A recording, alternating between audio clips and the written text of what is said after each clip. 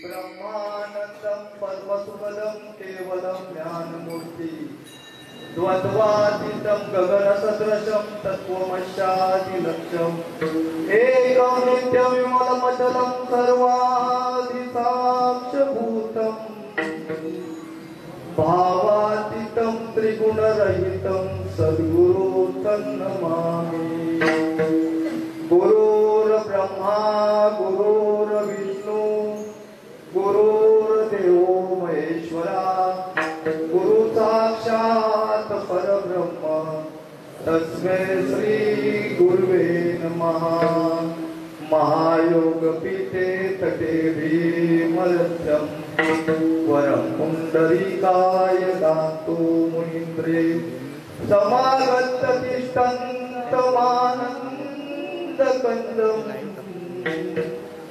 परब्रह्मलिङ्गं भजे पाण्डुरङ्गं। शुकासारके पूर्ण वैराग्य जाते वसिष्ठा परिज्ञान योगेश्वराचे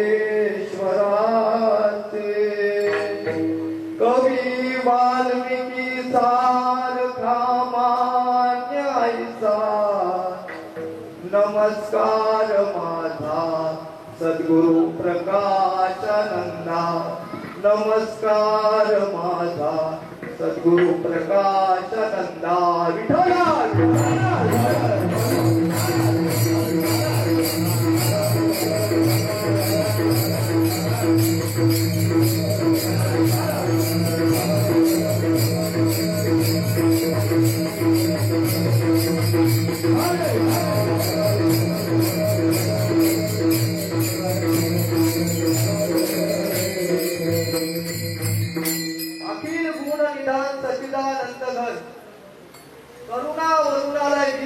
भगवान पांडुरंगाच्या मंदिरामध्ये आज सद्गुरु अमृतनाथ स्वामी महाराज, सद्गुरु स्वानंद स्वामी महाराज, सद्गुरु प्रकाशानंद स्वामी महाराज यांच्या कृपा आशीर्वादाने 48वा अखंड हरिनाम सप्ताह आणि या अखंड हरिनाम सप्ताहाच्या 6व्या दिवसाची जी काही सेवा आहे ती अज्ञानातील अज्ञान ब्राह्मणाकडे सोपवली गेली आहे आणि आजचा जो कीर्तनरूपी पुष्प भगवंताच्या चरणावर समर्पित करण्याचा जो काही मला तुम्ही मान दिला आहे त्याबद्दल मी तुमचे आभारी। कारे नाठविसी कृपाळू देवासी पोषितो जनासी एकळातो बाळा तुधा कोण करीते उत्पत्ती वाढवी श्रीपती सवे दोनी फुट्टी तरुवर उष्ण काळ मासी जीवन तयासी कोण घाली तेने तुझी काय नाही केली चिंता राहे त्यानंता आठवणी तुका म्हणे त्याचे नाव विश्वंभर त्याचे निरंतर ध्यान करी कारे नाठविसी कृपाळू देवासी पोषितो जगासी एकला तो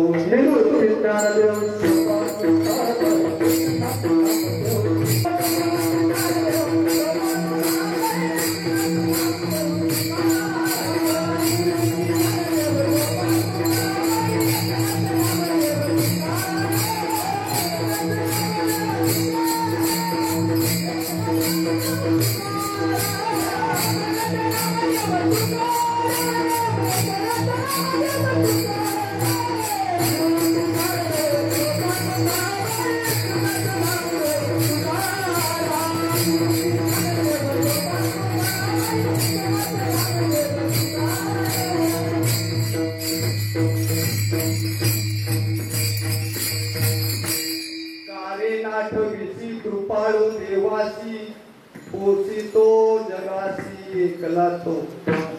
आज कीर्तनाला सुरुवात करण्यापूर्वी प्रथम पांडुरंगाला नमन करू, मग काय माऊलीची बुद्धी देईल ते बोलू। पंढरीचा देवराया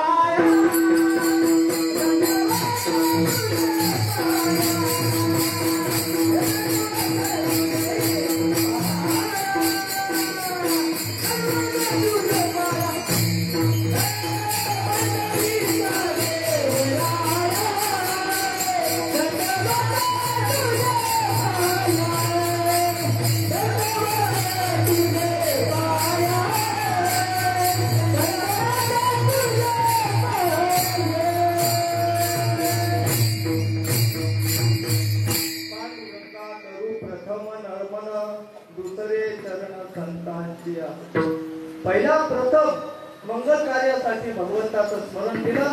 आता संतांना नमन करूया. मस्त आहे पायावरिया वारकरी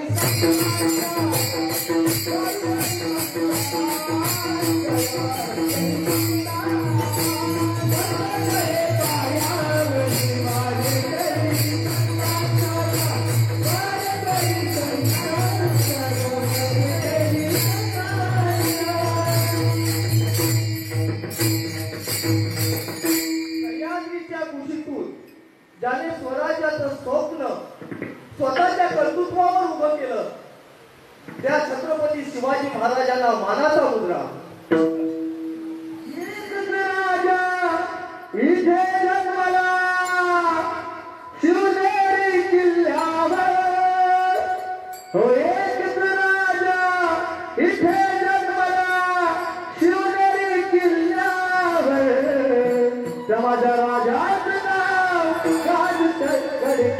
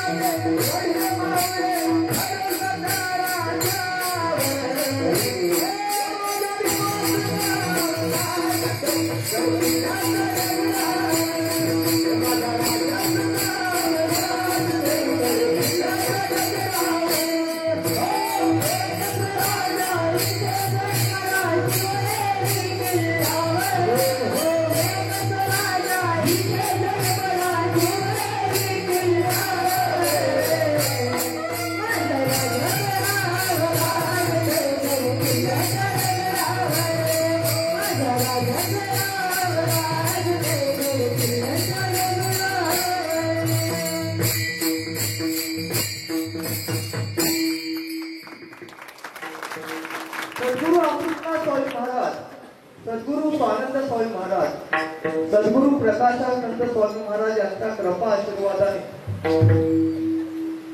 हा 48वा अखंड हरिनाम सप्ताह आहे. आणि या अखंड हरिनाम सप्त्याची ती सेवा माझ्याकडे सुपूर्द केली आहे. खरं म्हणजे कीर्तन करणं सोपं आहे, कीर्तन करणं सोपं आहे, परंतु हा जो परमार्थाचा गाडा आहे, हा परमार्थाचा गाडा माझे गुरुजी अध्यक्ष स्वामी असतील, बोला सुखानंद स्वामी, हरियांना, पांडवांना, बलियांना यांच्या थोर मोठ्यांच्या खांद्याला खांदा लावून आज तरुण मंडळी हे परमार्थाचा गाडा पुढे नेत आहे. याच्यासारखं अवघड कार्य कोणतंच नाही.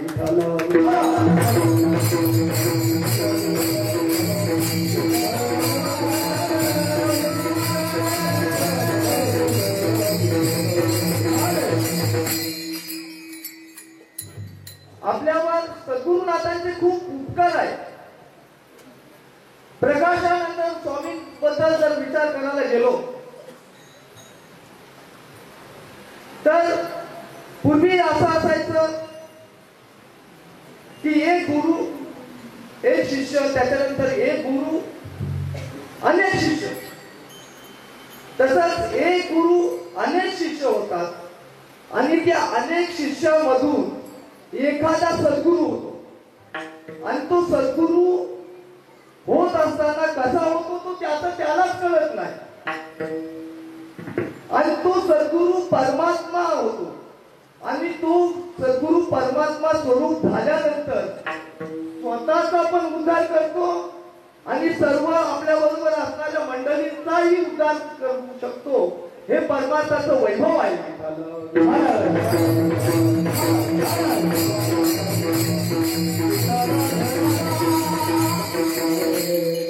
आज या कीर्तनाकरता उपस्थित आज माझ्या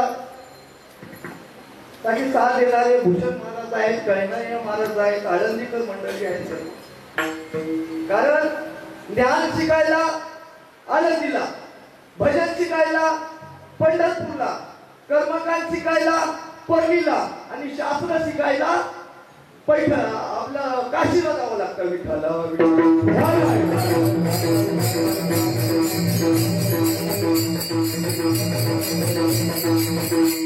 बापू, या जगामध्ये देवाच्या बरोबरीची फक्त दोनच माणसं आहेत. एक आद्य शंकराचार्य आणि दुसरे जगद्गुरु तुकोबा.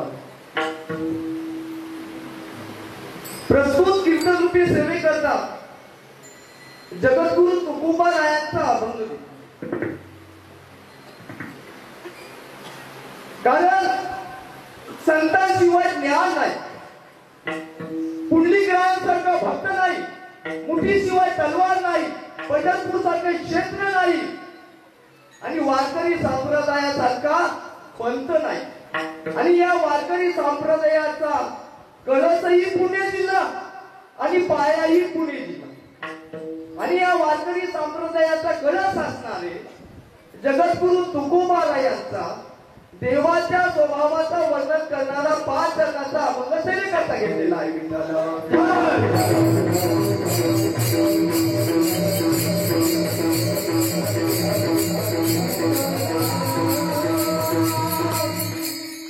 आपल्या जीवावर संतांचे उपकार आहेतच, परंतु आपल्यावर जवानांचेही उपकार आहेत. तसेच किसानांचे उपकार आहेत, म्हणजे शेतकऱ्यांचे पण उपकार आहेत. त्यांनी जर शेती केली नाही तर आपलं काही भरण पोषण होणार नाही. आणि नेहमी संत हे साधू सतत नामस्मरण करत असतात. सीमेवर गेलेला जवान असो वा सतत देवाचं नामस्मरण करणारा एखादा भक्त असो, साधक असो, त्याला कुठलाही परमार्थ करायची गरज नाही. त्याला डायरेक्ट मोक्ष प्राप्त होतो.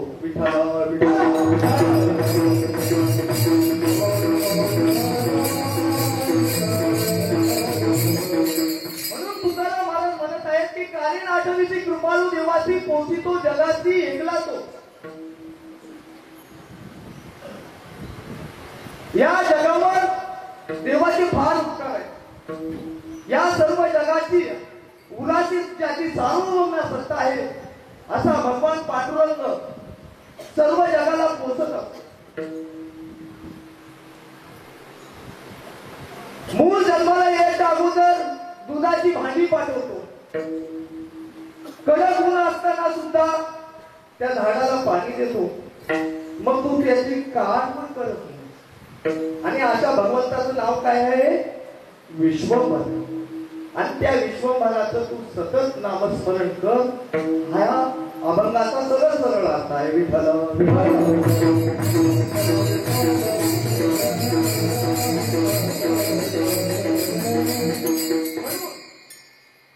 तुम्ही आज सर्व संत मंडळीने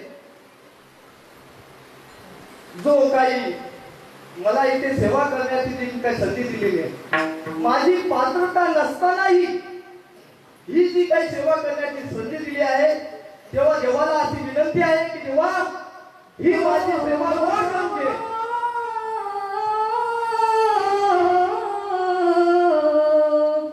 तुम्हा योग्य नाही देवा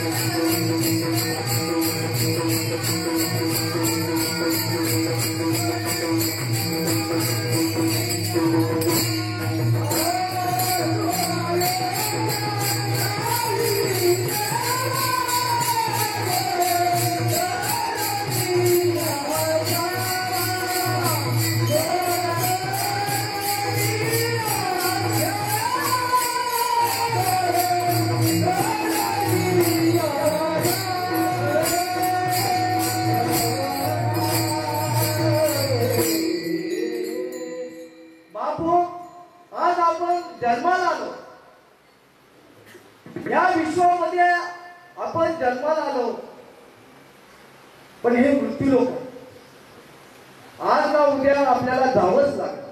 कारण मृत्यू हा आठवण आहे. आलेल्या जीवाला हे मरावंच लागतं. जन्म याचा अर्थ ज म्हणजे जन्म आणि म म्हणजे मरण.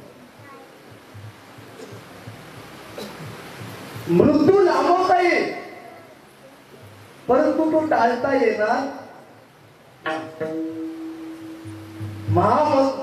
महामृत्यूंजय मंत्राने आपण त्याचा जप केला, दशात हवन केलं, दशावर तर्पण केलं आणि कोटी कोटी जर जप केला तर आपला मृत्यू लांबवता येईल परंतु तो टाळता येणार. तुकोबारायांच्या कीर्तनामध्ये एका बाईने मेलेला मुलगा आणला, तुकोबारायांनी जिवंत केला. परंतु तो काय राहिला का? त्याला मरावंच लागलं. तसेच पैस कामाला टेकून ज्याने ज्ञानेश्वरी लिहिली असे सच्चिदानंद बाबा, त्याला मृत्यूशय्येवरून ज्ञानेश्वर महाराजांनी उठवलं. परंतु त्याला मृत्यू टाळता आला नाही. मृत्यू टाळता आला असता तर आज सच्चिदानंद बाबा जिवंत दिसले. परंतु काय विसरली मरण बापू, काय त्यांची गोडी लागली. एक उरो आले नाही अवतार, एरे ते पामर. आपण स्वतःच्या मनाला विसरलो, देवाला विसरलो, संतांना विसरलो, नामस्मरण करीत नाही. वाईट विचार मनात येतात आणि वाईट संगतीने आपल्या आयुष्याचं कल्याण होत नाही.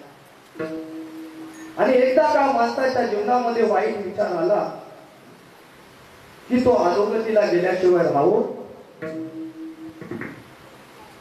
एक राजा होता, असा राजा होता की तो खूप कामासक्त होता. राजा कामनेने बेभान झालेला राजा होता. परंतु विषय वासना करून करून करून करून त्याचं पुरुषत्व गेलं. आणि पुरुषत्व गेल्यानंतर त्याला असा विचार पडला की आता जगून तरी काय उपयोग, आपलं पुरुषत्व तर गेलेलं आहे.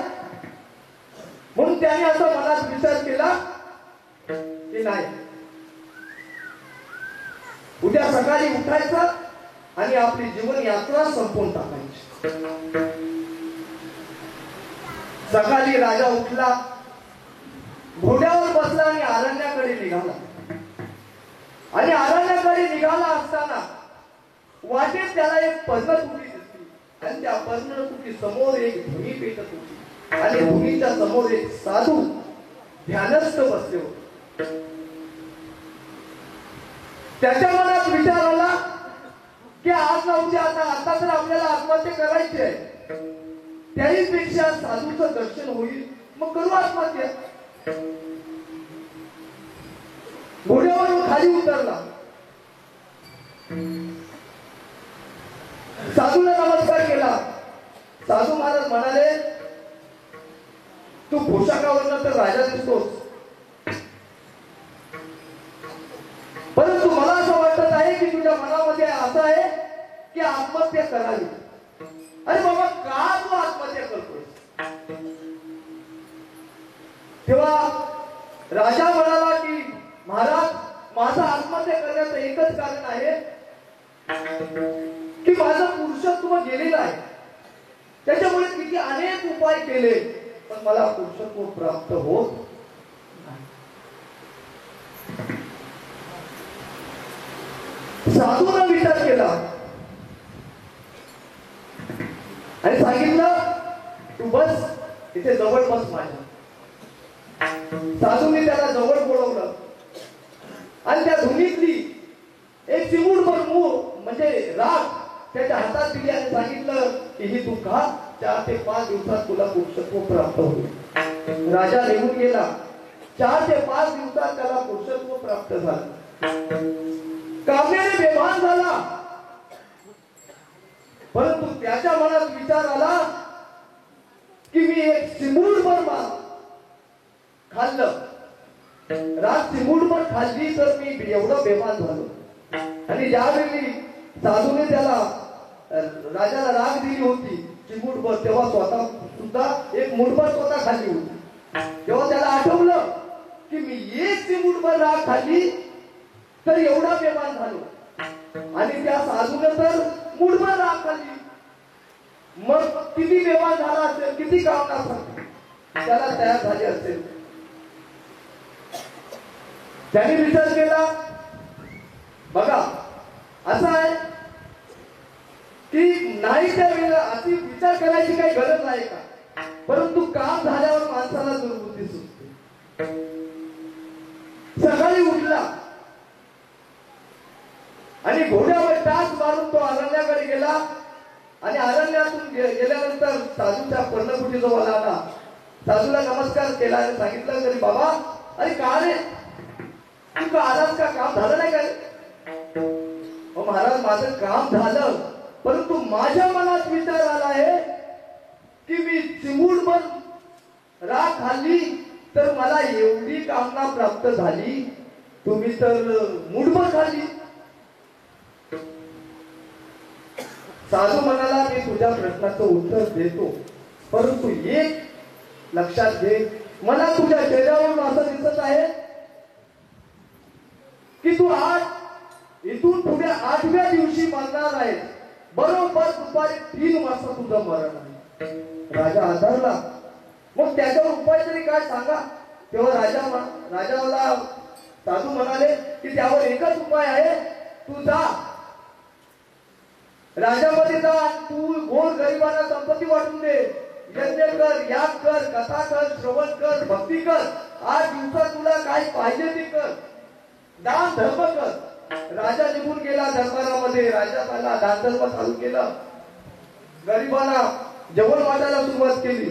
8वा दिवस चालू झाला. सकाळी 10 वाजले, 11 वाजले, 12 वाजले, 1 वाजले, 2 वाजले, 3 वाजले, संध्याकाळी 6 वाजले, परंतु तो काय राजा मेला.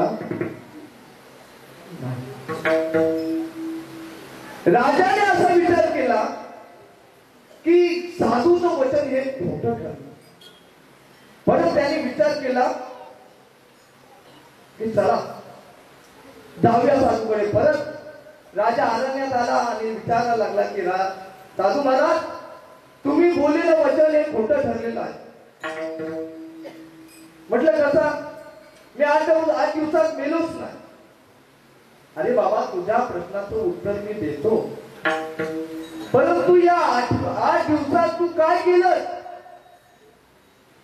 तेव्हा राजा म्हणाला की या 8 दिवसात मला मरणाशिवाय काही दिसलंच नाही, सतत मरणच डोळ्यासमोर.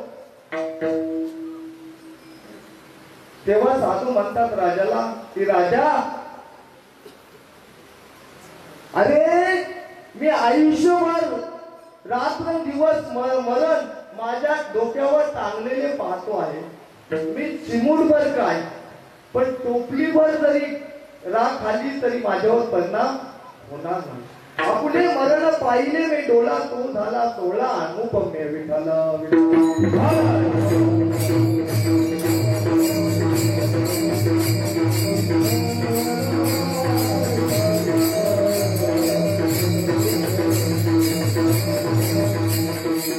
माणसाचं तात्पर्य सांगायचं काय आहे की माणसाच्या जीवनामध्ये वाईट विचार आला की माणूस अधोगतीला गेल्याशिवाय राहत. म्हणून आपण काय करायला पाहिजे की देवाचं नामस्मरण करायला पाहिजे. परंतु देवाला आपण विसरलो. आपल्याला जे काही शरीर दिलेले आहे, हे शरीर आहे ते देवाने पंचभूताचे शरीर आहे खरे. निर्माण ते बरे केले देवे, पृथ्वी आप तेज वायू आकाश याचा सौरस आत्माला एका जनार्दनी पंचभूती आत्मा सर्वत्र परमात्मा नेते. हे देवाने शरण दिलेलं आहे. देवा पाताचा अनिला उठाला शेकीत जाता त्याला दिले लागेल, त्याला दिलेच आहे. परंतु आपण भगवंताचं नामस्मरण करत नाही बापो. कारण हा जो काय आपल्याला देह आहे तो आज ना उद्या आपल्याला सोडून जाणार. पत्नी जरी असली तर पत्नी कुठे? उंबरठ्यापर्यंत, समाज स्मशानापर्यंत, आणि आपली मुलं अगदी अग्निदानापर्यंत, आणि शेवटी कर्म आणि कर्मच आपल्या सोबत येते. विठ्ठल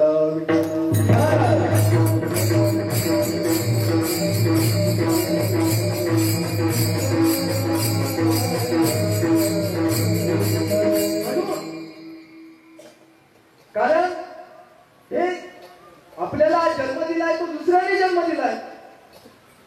आपलं नाव कुणी ठेवलं? दुसरे ठेवतात. आपल्याला शिक्षण कोण देतं? दुसरेच देतात. आपल्याला रोजगार कोण देतं? दुसरेच देतात.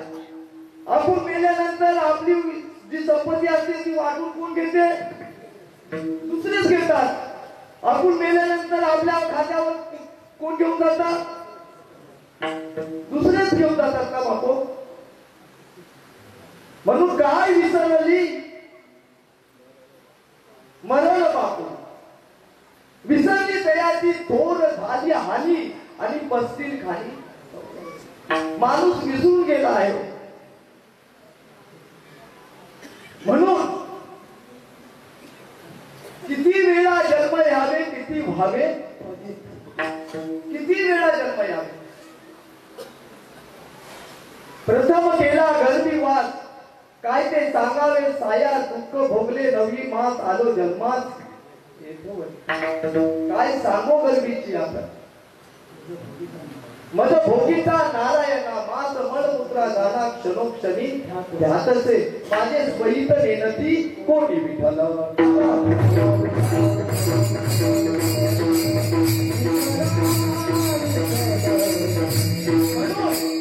आपला जो काही देह मिळाला आहे तो भगवंताच्या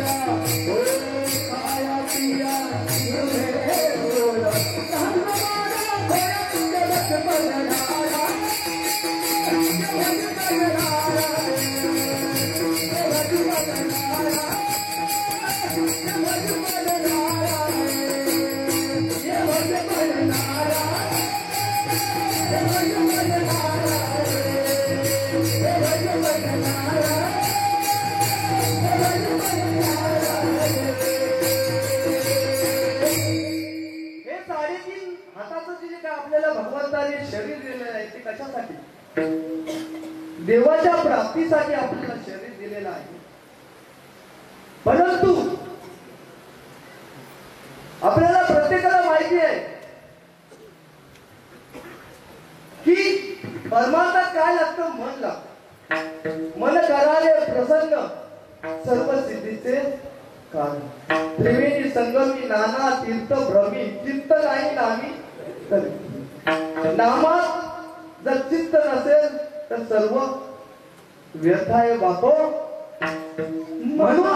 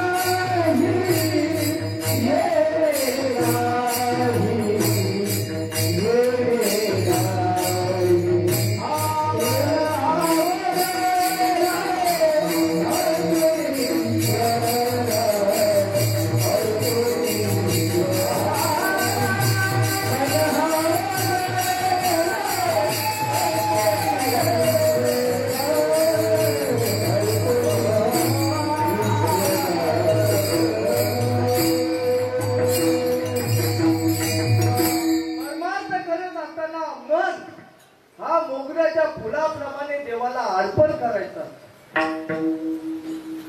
परंतु परमार्थ जर मन नसेल तर परमार्थ सफल होणार नाही. स्वानंद स्वामींनी मोठ्यांचा मान आणि मन कसं शिकायचं हे स्वानंद स्वामींकडून शिकावं लागलं. विठ्ठल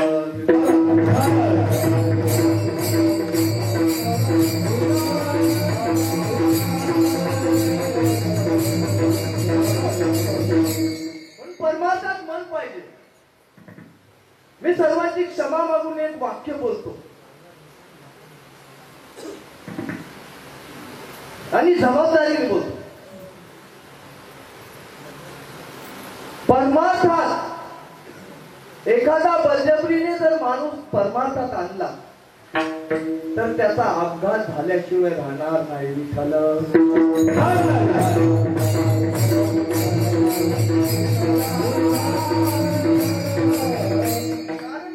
कारण सांगतो मी, आज 13 वर्ष झाली इथे महाराज म्हणून उभं राहिलो तरी 13 वर्ष पाटील पोलीस पाटील करतो. या कोरोनाच्या काळामध्ये बऱ्याच जणांनी माला काढून टाकल्या. इम्युनिटी पॉवर वाढवायची पाहिजे होते. डॉक्टर बोले माला काढून. आणि माला काढून टाकल्यानंतर काय आपल्याला सद्गुरुनाथांकडून ही जी माल मिळाली आहे ना ती जपली पाहिजे काय जपली पाहिजे? जपली पाहिजे काय जपली पाहिजे? विठ्ठल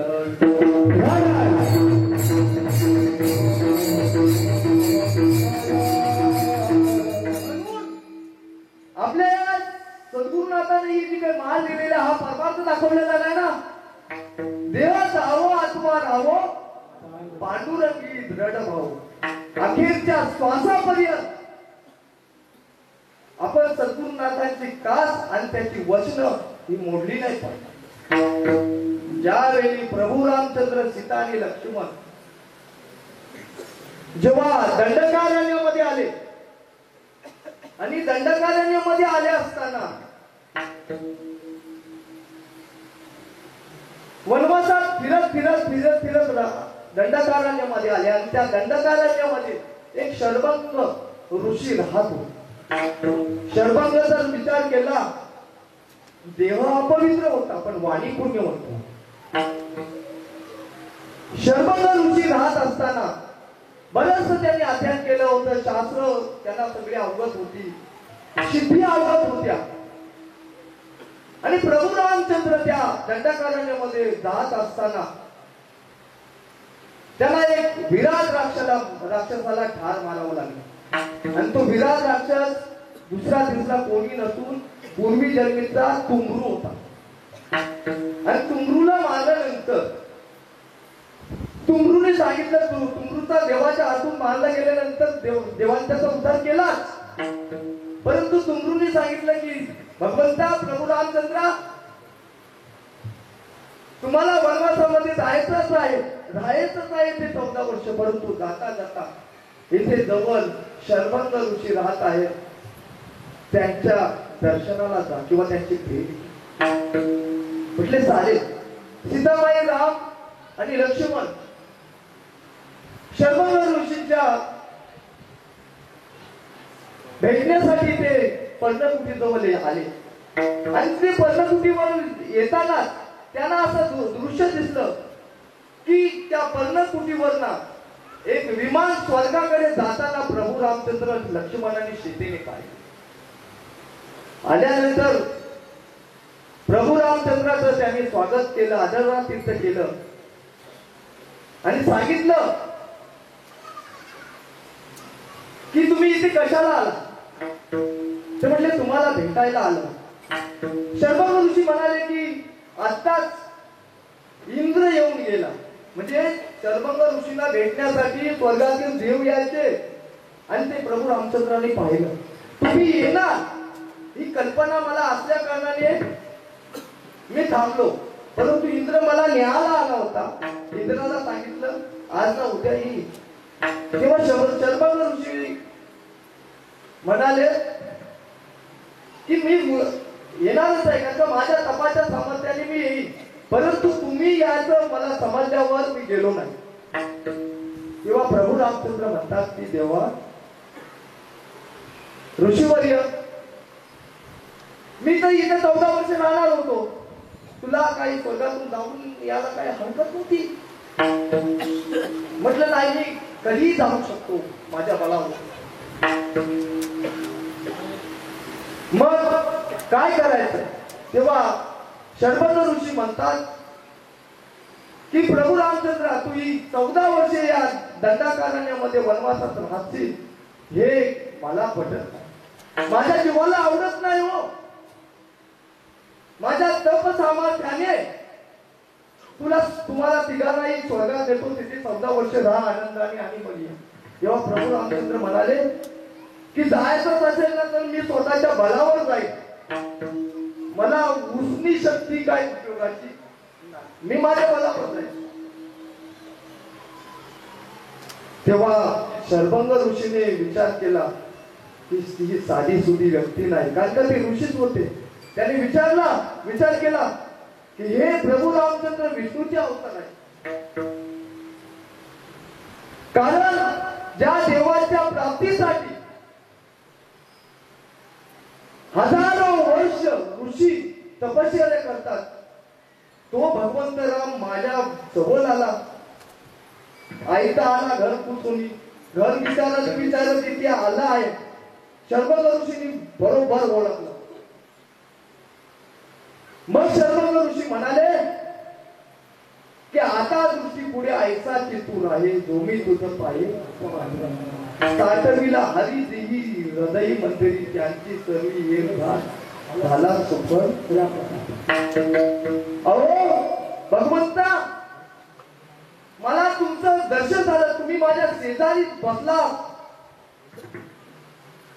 माझं कायमचं जन्म मरण सुटलं.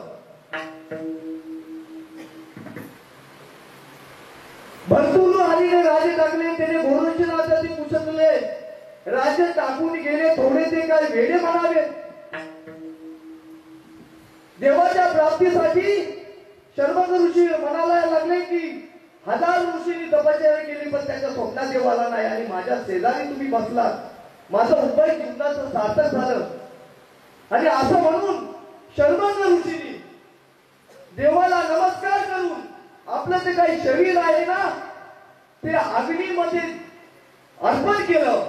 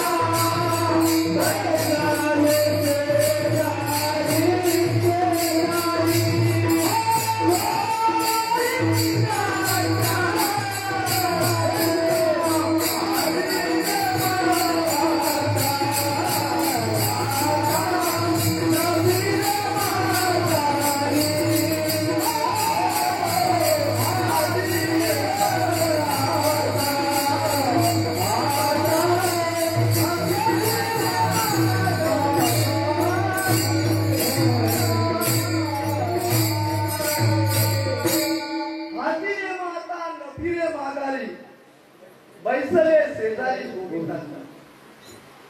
आता एकदा का आपला नेमाला टळलं नाही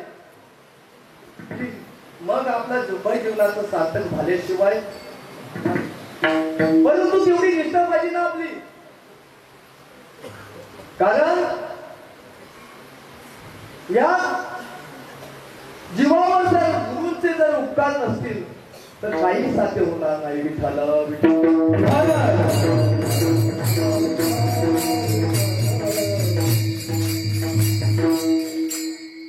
भाव धरी तरी तारील पाशात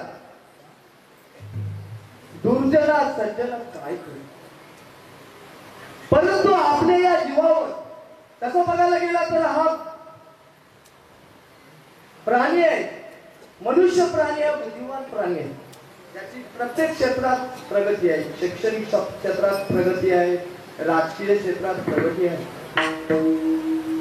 परंतु विषय असा आहे की पाश्चात्य संस्कृतीने आपल्या हिंदू संस्कृतीवर टाकलेला हा पगडा आणि हे पगडा टाकल्यामुळे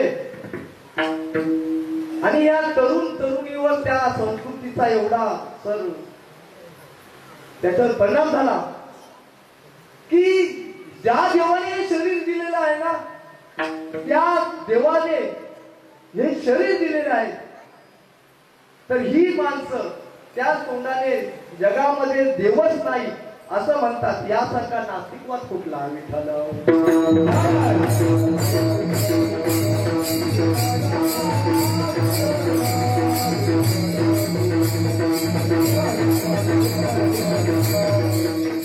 म्हणून भाव धरी तरी तारीफ पाहिजे.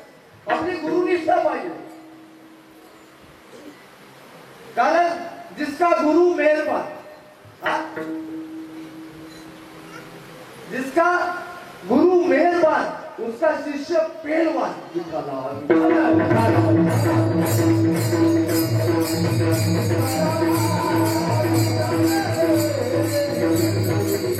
म्हणजे आपल्यावर गुरुची कृपा झाल्यानंतर आपल्या जीवनात कृपा केली संत जानी कृपा केली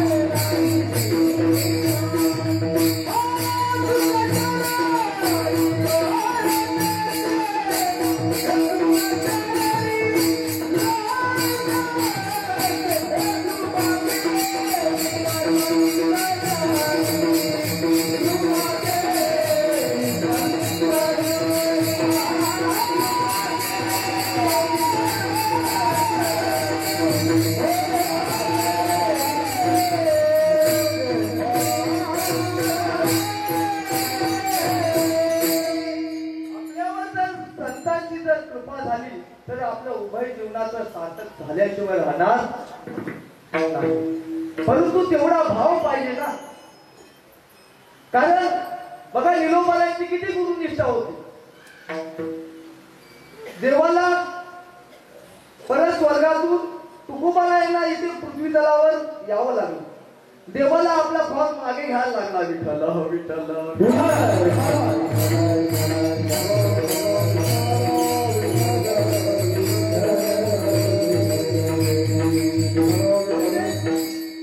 हा एवढा नेम पाहिजे, एवढी कृपा पाहिजे, तेवढा विश्वास पाहिजे. आणि जर सद्गुरुनाथावर जर विश्वास ठेवला, साधू संतांवर जर विश्वास ठेवला तर आपल्या जीवनाचं सार्थक. बाबो आळंदीतला एक विषय आहे. आळंदीमध्ये जे काही सुवर्ण पिंपळ आहे, त्या सुवर्ण पिंपळाजवळ एक आणला असतो आणि त्याच्यात हातात घंटीची काठी असते. नाही कुठं बघायला भेटला तर तिथे देवळी आहे, तिथे देवळी बसलेला असतो. परंतु जो आणला होता, त्या आणल्याने आपल्या बायको आपल्या स्वतःची वारल्यानंतर मुलाचं लग्न करून दिलं. लग्न केल्यानंतर सुनबाई घरात आली. गेले 8-15 दिवस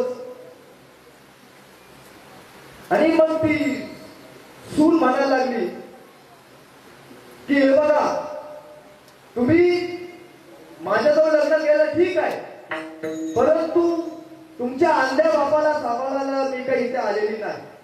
एक तरी त्यांना यायचे घरात ठेवा, नाहीतर मला तरी घरातला बाहेर काढा. झाली तुमची आपली सुरू झाली त्याची. त्यांनी विचार केला, कारण बघा बायकोचं हे ऐकावंच लागतं. किती काय झालं काय भूषण महाराज बरोबर ना, तू ऐकतोस का नाही? विठ्ठल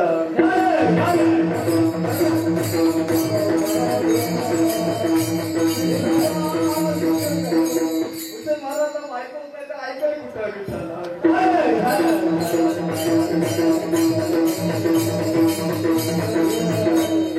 त्यांनी ऐकलं बायकोचं. अगं पाहिलं, मी तुला पाहिलं, तू माझी देवी ना, मी तुझा भोप्या.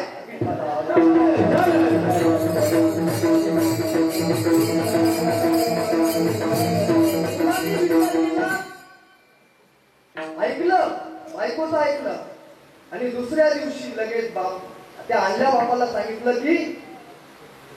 की आपल्याला उद्या आळंदीत जायचं आहे. त्या आणल्या बापाला धरलं. आता धरत आणलं, गाडीत बसवलं आणि आळंदीमध्ये त्या गर्दीमध्ये नेऊन सोडलं. आणि गर्दीमध्ये सोडल्यानंतर आणली माणसं हुशार असतात. त्याने विचार केला की आपल्याजवळ कोण नाही. बघा आणला आपल्याला तो जो हात आहे ना आपला धरी, त्याचा हात आपल्या हातात येणार नाही. सोडून गेला मुलगा. त्याने ओळखलं की हा मुलगा आपल्याला सोडून गेला. त्याने विचार केला मनात की सुनेने मला सोडलं, मुलाने सुने सोडून दिलं तरी चालेल, परंतु ज्ञानाबाई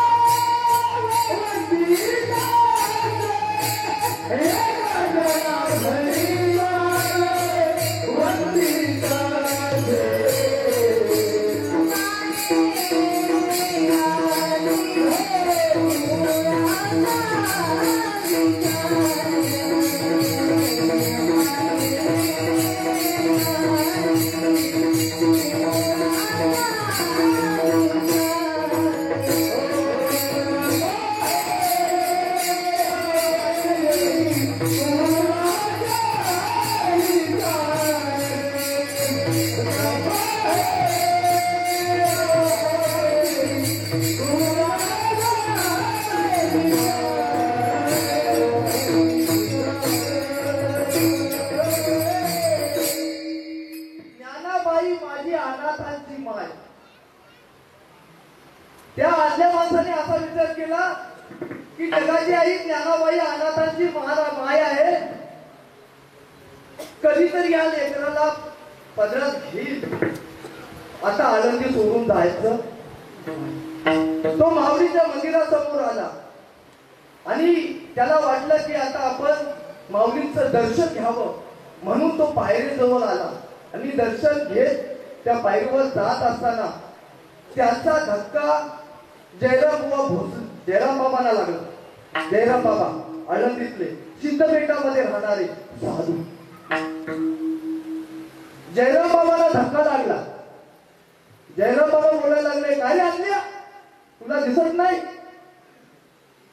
हो बाबा, मी आणलाय, मला दिसत नाही. मला मुलाने टाकलं, सुनेने टाकलं. आता मला असं वाटलं की जगाची आई माऊली ज्ञानेश्वर महाराज आहे, त्याचं माऊलीची एकदा ज्ञानेश्वरी वाचायला यावी, त्याचं दर्शन व्हावं.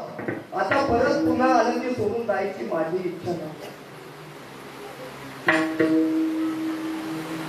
तो म्हणजे जयराम बाबा म्हणजे तुम्हाला माहिती आहे, बाबाला माहिती आहे, एकदम म्हणजे जमदग्नीचाच अवतार. अहो आपले ते मणिलाल काका त्यांच्या दिल्लीतून चालायचे पहिल्यांदा सुरुवातीला जयराम बाबांच्या मंदिरात. आणि दिल्लीमध्ये चालत असताना काका बोलले की चालत होतो दिल्लीमध्ये, चालत असताना माझं सगळं असं नुसतं असं बाहेर लक्ष गेलं. बाहेर लक्ष गेल्यानंतर त्या जयराम बाबांनी त्याची मानगुटी धरली आणि बाहेर ओढत आणलं. एवढा एकदम कडक शक्तीचा माणूस, दुसरा जमादार. परंतु हे एवढं सांगितल्यानंतर शांत झाले. परमार्थातली शिस्तीचे पक्के होते जयराम बाबांनी ते आणल्याला माऊलीच्या समोर आणलं, माऊलीचं दर्शन दिलं. आणि माऊलीचं दर्शन दिल्यानंतर बाहेर पूर्ण पिंपळाजवळ आले. आपल्या काकेतली ज्ञानेश्वरी त्याच्या हातातली. सांगितलं, ही ज्ञानेश्वरी तू रोज सूर्योदयापासून सूर्यास्तापर्यंत फक्त ज्ञानेश्वर महाराज, ज्ञानेश्वर महाराज, माऊली माऊली माऊली माऊली असा जप करत. अहो काय परिणाम झाला. असं जप करत असताना त्या सुवर्ण पिंपळात तो जप करत असताना त्या आंध्याला ज्ञानेश्वरी वाचता आली नाही तर मुखोद्गत झाली. कारण साधूंचं वचन होतं. कारण साधूंची वचन हे देवाला पुरं करावं. म्हणून साधूंनी केलेला म्हणजे साधून दिलेला शाप, साधूंनी केलेली प्रतिज्ञा आणि साधूंनी केलेला संकल्प हा देवाला पुरा करावा. त्या आणल्या माणसाला ज्ञानेश्वरी मुखोद्गत झाली. ही कृपा कुणाची आहे? माऊलीची. कारण कृपा कटाक्ष निहाळले आपल्या पदी वैसविले, बाप रखमा देवीवरून विठ्ठले भक्ता दिले. श्री गुरु सारिका हस्ता पाठीला का इतरांचा लेखा. श्री गुरु नाथांसारखे तर श्री गुरु आपल्या पाठीशी असेल तर आपल्याला कशाचीही चिंता करायची गरज भासत नाही. आणि ज्या साधकावर श्री गुरूंची सद्गुरुनाथांची कृपा होते त्याच्यावर, त्या साधकावर देवाची इच्छा नसताना सुद्धा त्याला कृपा करावीच लागते. संत कृपावंत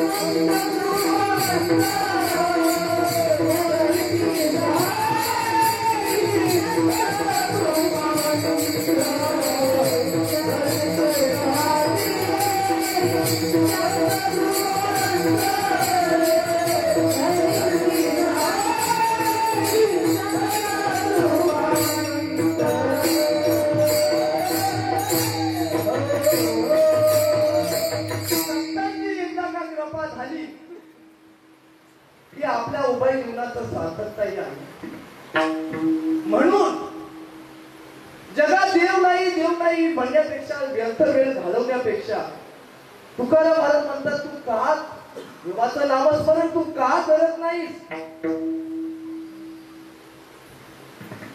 असे अनेक साधू जरी असले, अनेक साधक जरी असले, तर त्या तो एखादाच देवाला प्राप्त होतो. आणि त्या साधकाला आलेला देवाविषयी अनुभव, देवाचा स्वभाव तो साधूच जाणू शकतो. हेच महाराज अभंगाच्या प्रथम चरणात सांगतो. काढणाटलीची कृपा देवा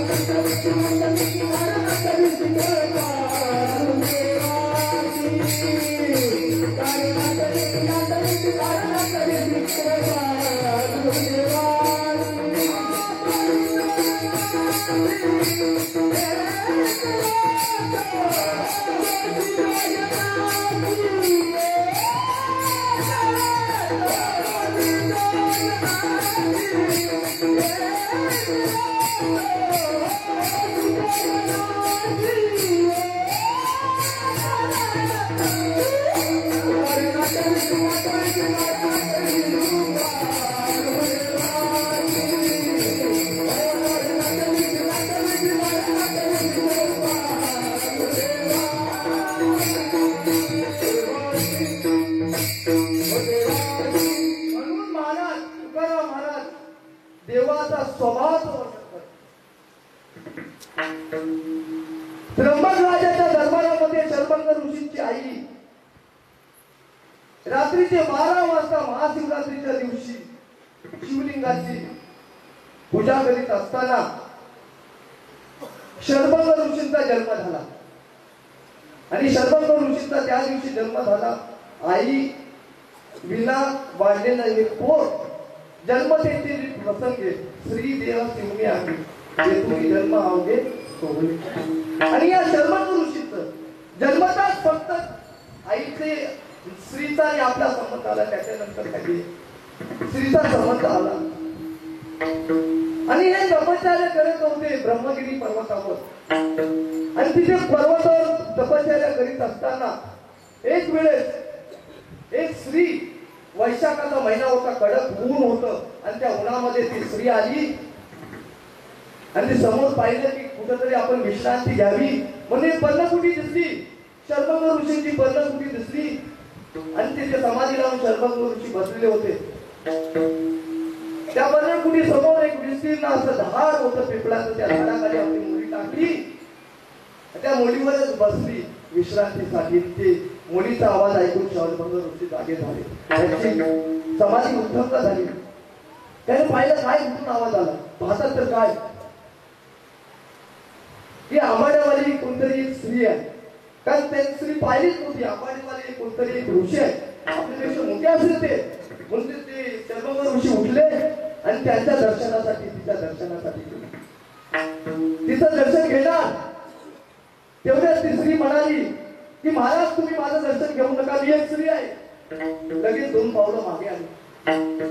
अरे स्त्री आहे, स्त्री आयुष्यभर पाहिलं.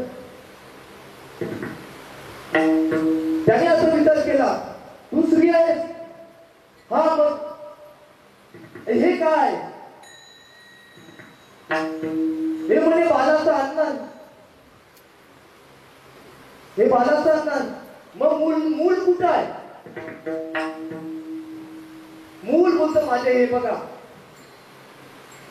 7 महिन्यांची मी गरोदर आहे. मूल माझ्या पोटात आहे. मूल पोटात आहे आणि हे तुझं बालाचं अन्न. हे कसं काय? बाळ जन्माला यायच्या अगोदर देवानी ही दुधाची भांडी पाठवली.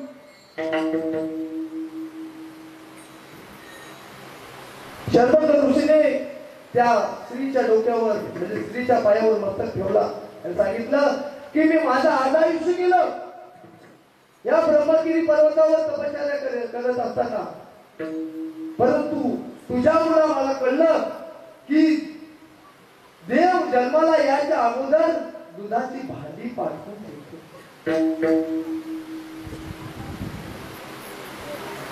म्हणजे बाळ आणखी 2 महिन्यांनी जन्माला येणार.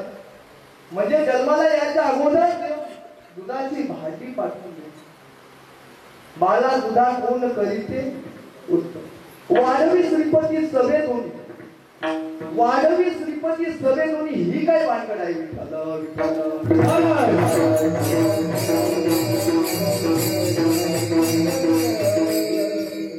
जन्माला यायच्या अगोदर आपल्याला ही दुधाची भांडी पाठवतो आणि आईच्या गर्भामध्ये हा जो काही गर्भ आहे तो गर्भ त्याचं संरक्षण करत असतो आणि तो गर्भाचं रक्षण करत असताना सुद्धा एक पिंड पोसत असतो आईच्या उदरामध्ये आणि दुसरं त्याच्यासाठी लागणारी दुधाची उत्पत्ती ही केलेली असते. वाढवी श्रीपती सभेत होणे म्हणजे पोटात त्याचं संगोपन करत असतं आणि त्याची दुधाची व्यवस्था सुद्धा भगवंत करत असतो. हे महाराज दुसऱ्या चरणामध्ये सांगतात. तसं त्याचप्रमाणे तुकाराम महाराज म्हणतात की बाबा मग तू त्या भगवंताचं नामस्मरण का करतो? फुटी तरुवर उष्ण काल माझी जीवन तयाची कोण झाली. हे जे काही तरुवर म्हणजे काय जे काही वृक्ष आहे ते उष्ण काळामध्ये म्हणजे कडक उन्हामध्ये मध्ये सुद्धा त्याला पाणी देण्याचं कार्य कोण करत असतं?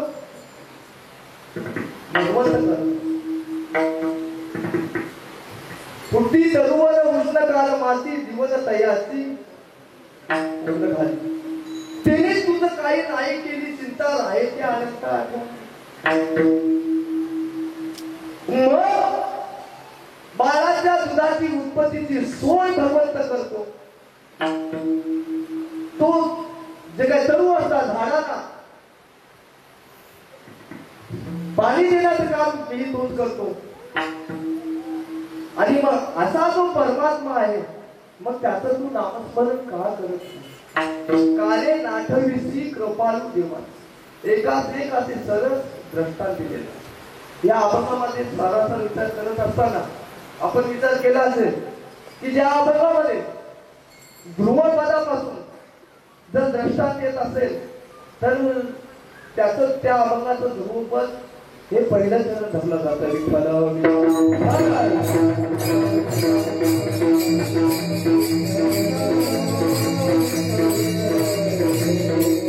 म्हणून तुकोबा सांगत आहे की देवाचं तू नामस्मरण का नाही करत नाही? जगाच्या उराची ज्याची सार्वभौम सत्ता आहे तो तुझं पालन पोषण करणार नाही काय रे? संपूर्ण या अभंगाचा गोषवारा करायला जर गेलो तर पहिल्यामध्ये यामध्ये 4 प्रश्न आहेत. या अभंगामध्ये 4 प्रश्न आहेत. पहिला प्रश्न ये कारे नाठविसी कृपालू देवाची पोषितो जनाची एकला. कारे नाठविसी कृपालू देवाची पोषितो जनाची एकला. तो प्रश्न क्रमांक 1. बाळा तुझा कोण करीते उत्पत्ती वाढवी श्रीपती सभेत. बाळा तुझा कोण करीते उत्पत्ती वाढवी श्रीपती सभेतून प्रश्न 2. प्रश्न 3 असा आहे की त्याने तुझी नाही काही केली चिंता, राहेच्या आठवणी राहेच्या अनंत आठवण. प्रश्न क्रमांक 3. प्रश्न क्रमांक 4 असा आहे की कुठली तरुवर उष्णकाल मासी जीवन तयाची कोण घाली. 4. या अभंगामध्ये हे 4 प्रश्न आहेत आणि या 4 प्रश्नांचं उत्तर तुकोबानाई अभंगाच्या शेवटच्या चरणामध्ये. तुका महाराजाचे नाव विश्वंभर, तुका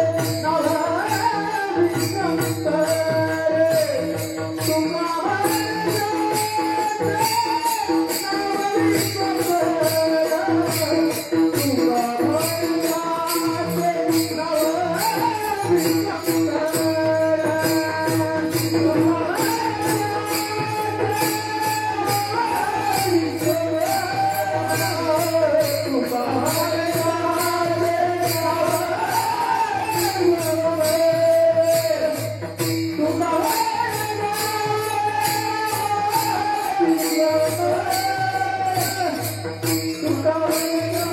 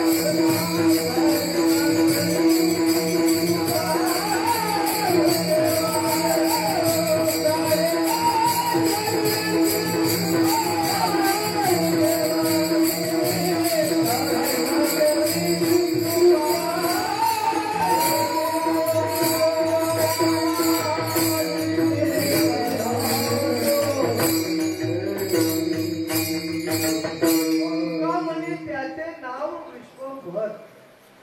तुकामणी ज्याचे नाव विश्वंभर त्याचे निरंतर ध्यान.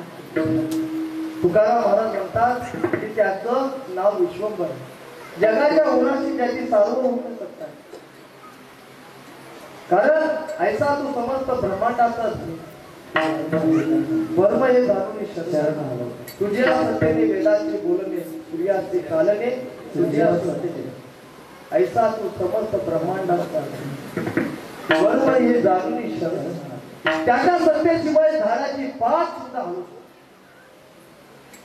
आपले सारे शरीर कोणाची या सत्ते कोण बोलवी तो हरवी नाही देखवी हे ऐकवी एक नारायण तयाचे भजन. आपल्या सत्तेने चालले असत तर मेल्यानंतर आपण स्वतःहून चाललो होतो. आपला जो हात आहे स्वतः ऍक्सिडेंट मध्ये तुटला तर आपला हात ऍक्सिडेंट मध्ये तुटल्यानंतर आपण बनवलेला असता तर बरा झाला असता, परंतु बरा होत नाही कारण त्यांनी बनवलेला आहे. आपल्याला ताकद नाही. म्हणून अशा भगवंताचं तू सतत नामस्मरण कर. आज या ठिकाणी पांडुरंगाच्या मंदिरामध्ये 48वा अखंड हरिनाम सप्ताह आणि या सद्गुरुनाथांच्या कृपा आशीर्वादाने हा चालत असलेला अखंड हरिनाम सप्ताह आणि या सप्ताहाच्या निमित्ताने तुका म्हणे संत सेवा माझ्या पूर्वजांचा.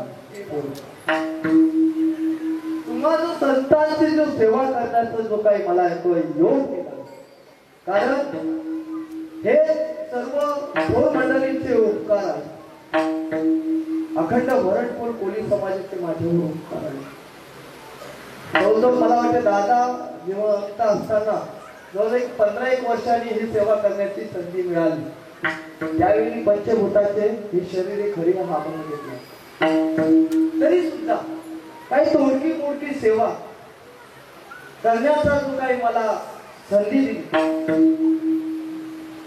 त्याबद्दल मी तुमचे अत्यंत ऋणी आहे। आणि या कार्यक्रमाला उपस्थित आपण पंचक्रोशीतून आलेली सर्व मंडळी, माता भगिनी, तसेच गायक वादक, कॅमेरेवाले आमचे सर्व आणि माईक सिस्टीमवाले पुरुषोत्तम दादा, सर्व तरुण मंडळी, त्यांना भाग्यवंत नटे हरी कीर्तन, त्यांना भाग्यवंत आहे आणि हा कीर्तनात नसलेला आहे। ही गुणाची कृपा आहे, सद्गुरुनाथांची कृपा आहे। आणि हा सद्गुरुनाथांच्या कृपा आशीर्वादाने हा सप्ताह आणि सप्ताहामध्ये तुमची जो काही सेवा करण्याचा हा जो काही योग मिळाला हे माझं भाग्य समजतो। आणि ही झालेली सेवा तुम्हा संतांच्या चरणी, पांडुरंगाच्या चरणी, माऊलीच्या चरणी, सद्गुरुनाथांच्या चरणी समर्पित करून सेवेला पूर्णविराम देतो।